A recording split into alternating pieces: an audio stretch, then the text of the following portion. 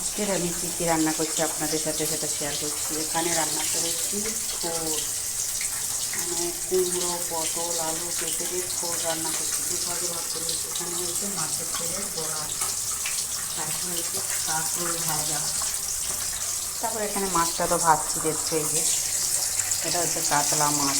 কী রান্না করবো সেটা আপনাদের সাথে নিশ্চয়ই শেয়ার করবো। যেও পাতলা ঝোল খাবে বলেছে, কী দিয়ে পাতলা ঝোলটা করবো সেটা আপনারা দেখতে থাকুন। তেলের মধ্যে দিয়েছি কালো জিরে ফোড়ন, তারপরে কী দেবো,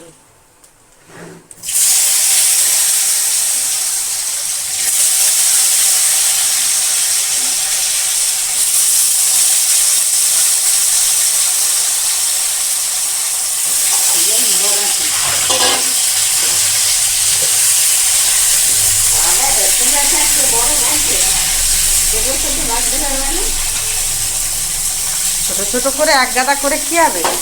আরে রাত্রে খাবে না এরা? হ্যাঁ এইগুলো খাক, একটা একটা খাবে।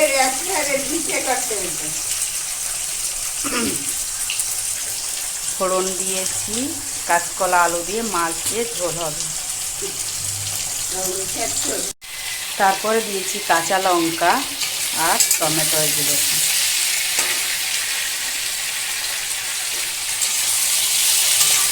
যেহেতু একটু পাতলা ঝোল হবে, একটু টমেটো না দিলে ভালো লাগবে না, বড় কাতলা মাছ তো। তারপর এখান থেকে নেবো এই যে দেখুন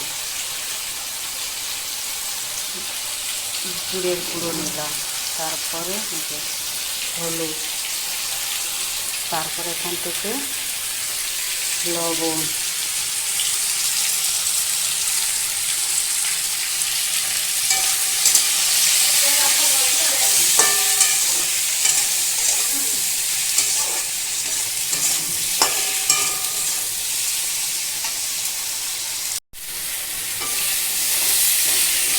তারপরে সব মশলা দেওয়া হয়ে গেছে, তারপরে দেবো জল।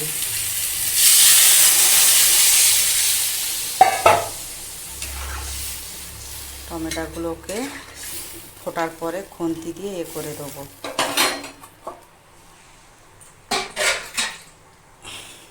আর একটু জল দেবো, যে পাতলা ঝোল হবে, তাহলে দেখতে থাক। আমার ছেলে এসেছিল বলেছিলাম, তাই আজকে সবাই মিলে কি হচ্ছে সেটা আপনারা এই ভিডিওর মধ্যে দেখতে পাবে। কি কি রান্না হচ্ছে, কে কে এসছে সব দেখুন। কাকিমার 2 মেয়ে এসছে, কিন্তু সবাইকে দেখাবো। এখন রান্না বান্না করছি আমি, সবাই কেটে কুটে দিয়েছে, রান্না বান্না করছি, তা দেখতে থাকো কি রান্না বান্না করছি। ফার্স্টে করেছি এঁচোড় চিংড়ি, এই যে, তারপরে মাছের মাথা দিয়ে মুগ ডাল করেছি, কাতলা মাছের মাথা দিয়ে কালকে যে করেছিলাম পাতলা ঝোল। তারপরে করেছি এখানে চাটনি, তারপরে করেছি এই যে এটাকে কি বেগুন বাহারি না কি বলে, বেগুন বাহারি, মানে গোটা গোটা বেগুন, যদিও এটা মানে বোখা সব ভাজা হয়েছে। ঢাকা দিয়ে রাখি, কেননা পোকা মোকা যদি পড়ে, তাই ঢাকা দিয়ে রাখছি।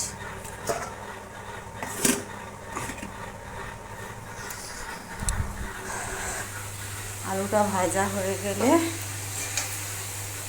এখানে করেছি এই যে বড় একটা জায়গায় ভাত বসিয়েছি। এই যে ভাতটা অর্ধেকটা অন্য একটা হাঁড়িতে তুলবো।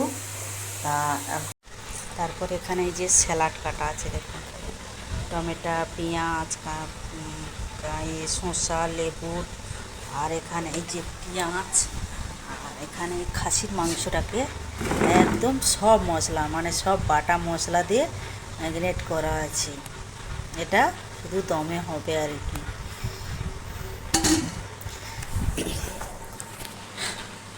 এতে কোনো মানে কাঁচা মশলা, মানে সব পেস্ট, কাঁচা লঙ্কা, টমেটো, পেঁয়াজ, রসুন, আদা, সব কিছু বাটা, মানে সব বাটা দিয়ে তেল, দই সব কিছু দিয়ে তারপরে ভালো করে দমে রেখে দেওয়া হয়েছে।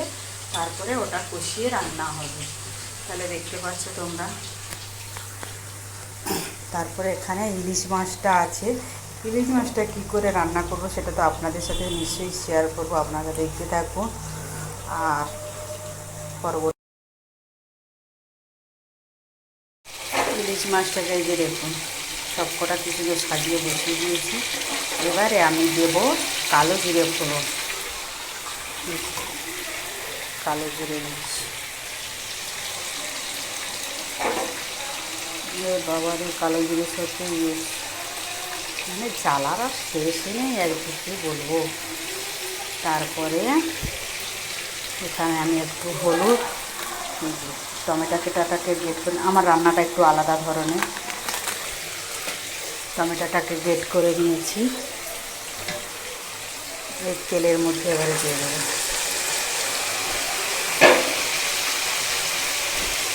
একটা আলাদা রান্না হবে।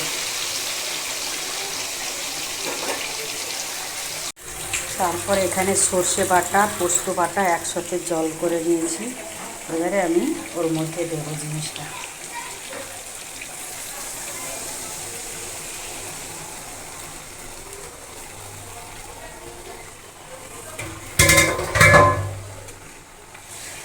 এটা আমি আজ থেকে 5-6 বছর আগে এরকম রান্না এক জায়গায় করেছিলাম।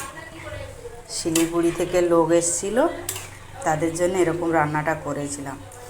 তারা খেয়ে মানে এত ভালো লেগেছে, আমাকে ফোন করে করে জিজ্ঞাসা করছিল যে রেসিপিটা কিভাবে করেছো।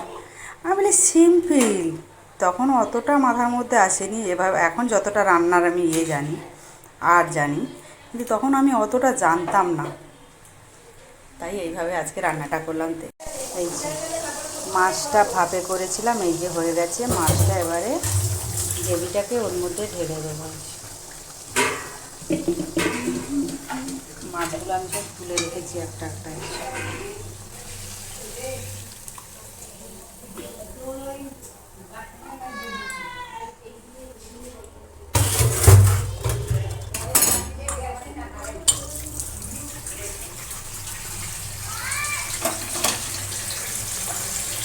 কেমন হয়েছে অবশ্যই কমেন্টে জানাবে।